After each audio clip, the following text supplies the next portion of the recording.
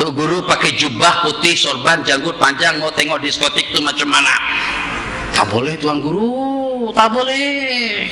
Itu untuk anak-anak muda saja, pemuda-pemudi saja yang pergi ke situ. Tuh guru dakwah saja di masjid, tak boleh. Apa dakwah di masjid? Makmum semakin hari semakin berkurang. Gara-gara keadaan konser itu, konser ini sampai kepada yang tadinya jadi qari tilawatil Quran menjadi penyanyi. Hancur dunia. Kalau sampai dengan artis yang tadinya seorang qari menjadi seorang penyanyi, penghibur, maknanya umatnya akan dihanyutkan dan dilarutkan kepada perkara kemungkaran. Ya salli wa sallim daiman abada ala habibika khairil khalqi kullihim. Jadi kenapa ada dengan sebagian yang memandang sinis kepada jamaah tabligh? Sebab karena dengan mereka tengok kekurangannya saja, tapi tidak tengok sisi positif dan baiknya. Posisi atau segi yang positifnya, kebaikannya itu ternyata diketepikan, tidak nampak kelihatan, yang dilihat kejanggalan daripada mereka saja.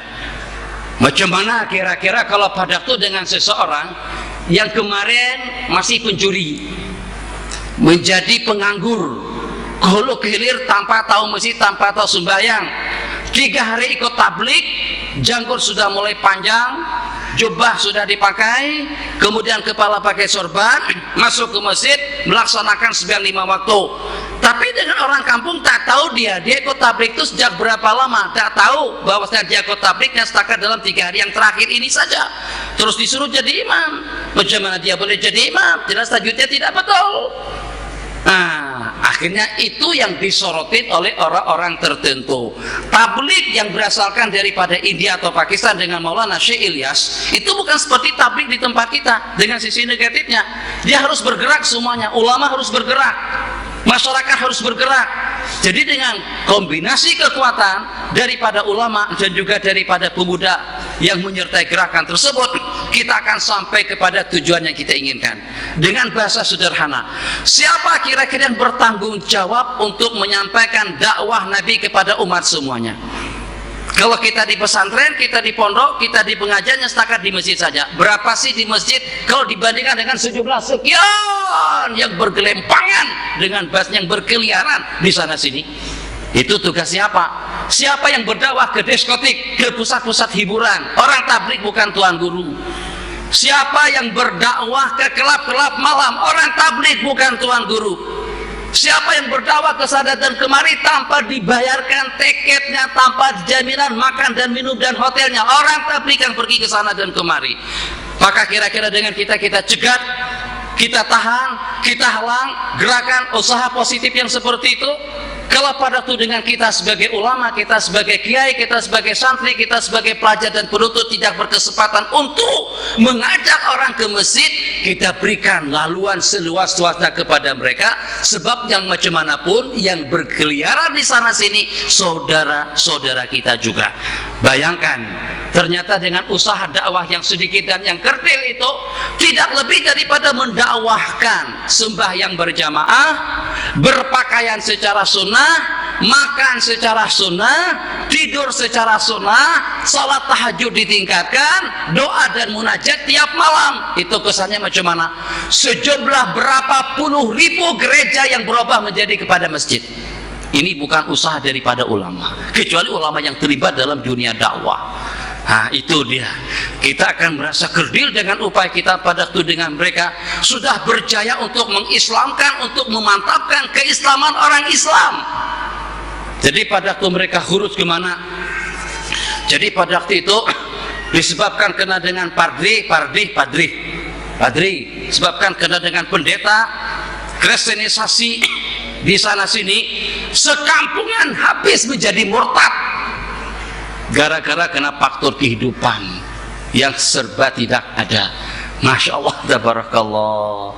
Balik mereka datang rombongan daripada jamaah tabligh dengan bayan biasa saja, tujuannya tidak lebih daripada untuk memantapkan keimanan, tujuannya tidak lebih daripada untuk menyadarkan umat, bahasanya sama, tujuannya pun juga sama, tercuit kembali hati mereka, karena iman itu memang sudah bertapak di dalam dada mereka, hanya saja tertutup berkarat dengan maksiat. Pada waktu diingatkan, mungkin yang pernah saya ceritakan dahulu, saat ketika dengan seorang tuh guru, masjidnya sudah jadi kosong, sudah tak ada orang yang pergi berjamaah, mana pemuda-pemuda kita di diskotik. Diskotik apa? Kelab malam. Jadi kata tuh guru, apa tuh diskotik, apa tuh kelab malam, anak mau tengok juga. Tuh guru pakai jubah putih, sorban, janggut panjang, mau tengok diskotik itu macam mana? Tak boleh tuan guru, tak boleh. Itu untuk anak-anak muda saja, pemuda-pemudi saja yang pergi ke situ. Tuh guru dakwah saja di masjid, tak boleh. Apa dakwah di masjid? Makmum semakin hari semakin berkurang. Gara-gara kedengaran konser itu, konser ini sampai kepada yang tadinya jadi qari tilawatil Quran menjadi penyanyi. Hancur dunia. Kalau sampai dengan artis yang tadinya seorang qari menjadi seorang penyanyi, penghibur, maknanya umatnya akan dihanyutkan dan dilarutkan kepada perkara kemungkaran. Macam manapun, yang namanya penyanyi tetap artis, yang namanya penyanyi dan seni tetap hiburan, yang namanya hiburan tetap akan menghanyutkan dan melarutkan dan menjauhkan kita daripada tujuan.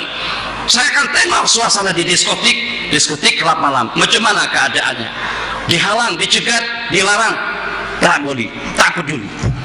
Oke lah, tuh guru pergi, mungkin naik motor atau naik apa, tak tahu lah, pergi ke situ. Begitu sampai di depan pusat hiburan, dicegat oleh petugas-petugas di situ. Tuh guru tak boleh masuk. Kenapa tak boleh masuk? Tak guru, tuh guru kalau mau masuk kena beli tiketnya dulu. Tak apa, beli tiket berapa? 10 ringgit bayar. Mau dekat pentas 30 ringgit bayar. Mau supaya tengok langsung Siti di waktu konser 100 ringgit bayar. Yang penting saya masuk. Masuk. Tuh guru duduk di hadapan. Masya Allah, tabarakallah, rame sekali, tepuk tangan semuanya, persembahan demi persembahan, lagu demi lagu, menyanyi yuk menyanyi, rock ya rock, dangdut ya dangdut, semuanya menari. Tuh guru seronok menonton di situ, kayaknya seronok, Allahu a'lam lah. Jadi pada waktu itu dia panggil tuh apa kita sebut, mungkin rektornya barangkali. Nah, direktor daripada kelab malam tadi itu, Nci, kalau saya tampil ke atas pentas itu kira-kira boleh tak? Gitu. Setakat menonton saja tak puas hati, ingin juga naik ke atas pentas, mau lakukan apa kira-kira? Jadi kata yang punya diskotik itu tak boleh.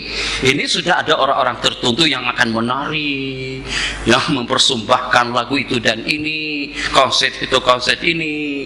Jadi dengan sempian dengan Anda tidak boleh. Saya bayar berapa saja. Yang penting bagi aku kesempatan untuk naik ke atas pentas itu. Boleh keluarkan duit. Kalau pada itu dengan ratusan ringgit itu sudah segini tebalnya, kan ini tujuannya duit. Ini tujuannya duit untuk dapat untung banyak. Jadi pada itu dibayar berapa, yang penting aku naik. Tirai ditutup, beliau pun duduk atas kursi. Begitu ceritanya. Ini dakwah. Yang berbuat macam ini bukan semua tuan guru. Kita masih belum siap. Yang siap buat macam itu jamaah tabligh. Jadi tirai dibuka, penonton begitu tengok seorang tuh guru berpakaian serba putih dengan janggut putih, tentu semuanya tawa, rame sekali. Ini apa nih? Ini kira-kira permainan apa lagi yang mau dipersembahkan oleh laki-laki tua nih? Apakah nanti main keratika, main silat kah? Apakah nanti jadi pelakon, jadi pentomin, jadi apa? Tak tahu. Semuanya masih mereka-reka. Apa yang akan dipersembahkan oleh tuh guru tua? Bukan tuh guru tua, orang tua yang berjanggut putih itu. Papa sudah siap mental, sudah siap segala-galanya, diketawakan, tepuk tangan, tak masalah, tidak problem. Habis, kan tepuk tangan itu ada waktunya juga. Masa tepuk tangan sampai 1 jam? Orang yang tepuk tangan pun letih, jerit-jerit ketawa, letih. Akhirnya suasana sudah senyum. Tak ada lagi yang senyum, Tak ada lagi yang ketawa, tak ada lagi yang menjerit, tak ada lagi yang tepuk tangan. Baru Assalamualaikum warahmatullahi ta'ala wabarakatuh. Jadi ya yang namanya salam disahut setelah dengan gema suara yang memenuhi, kan sound systemnya mantap, dengan gema suara yang memenuhi dewan, yang memenuhi kelab malam, dengan nada ikhlas daripada seorang da'i ilallahi jalla wa'ala.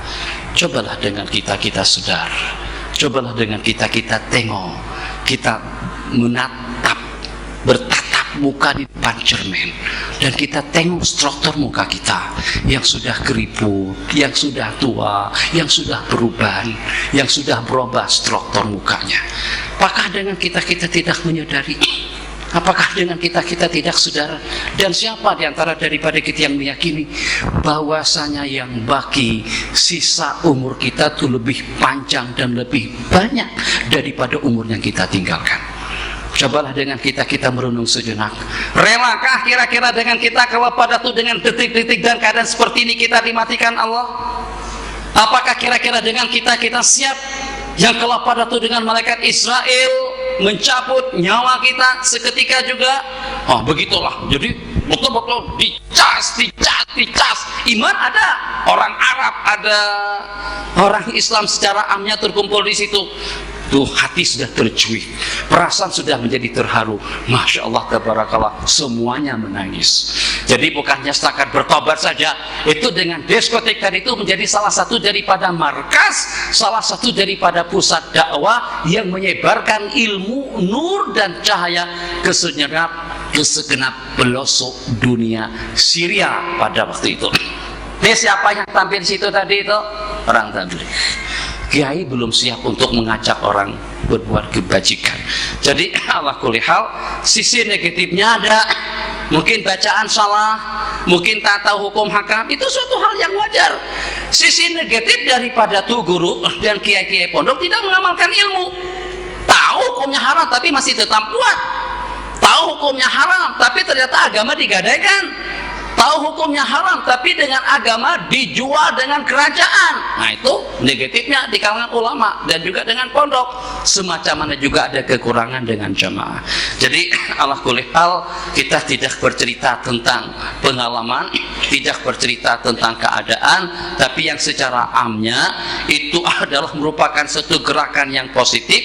Kejanggalannya ada, kita betulkan yang janggal, kita betulkan yang salah, tapi tidak boleh dicegat, tidak boleh dihalang. Kenapa? Sebab itu diantara daripada gerakan Islam yang paling berpengaruh dewasa ini di seluruh dunia. Sudah saya ceritakan di sini, ijtima' di Ancol. Ancol itu lokasi maksiat, tempat pelacuran. Yang namanya pelacuran di situ di sepanjang pantai. Manusia bogel, manusia setengah telanjang. Ya Allah ya Arhamar Rahimin. Mereka adakan ijtima' di situ, mengadakan musyawarah selama 3 hari, Jumat, Ahad, Jumat, Sabtu, Ahad. Maaf, agak panjang sedikit ceritanya. Sudah saya ceritakan. Jadi saat ketika ijtima' diadakan di sana, dengan ukuran tanah tidak kurang daripada 200.000 meter persegi, 20 hektar dengan ijaan di sana. 1 hektar 10.000 meter persegi. Ini ukuran tanahnya tidak kurang daripada 200.000 meter persegi. Luas, lebih luas daripada kawasan Alur Malai. Poster tidak ada, spanduk tidak ada, iklan tidak ada, tulisan-tulisan tidak ada. Tapi polis tahu di situ jamaah tabligh akan berkumpul. Masya Allah, tabarakallah. Dia bingung, bagaimana manusia boleh datang kemari? Ini bukan padang Arafah. Tak ada iklan, tak ada tulisan, tak ada kain, tak ada stiker, tak ada sama sekali. Di luar daripada khayalan mereka.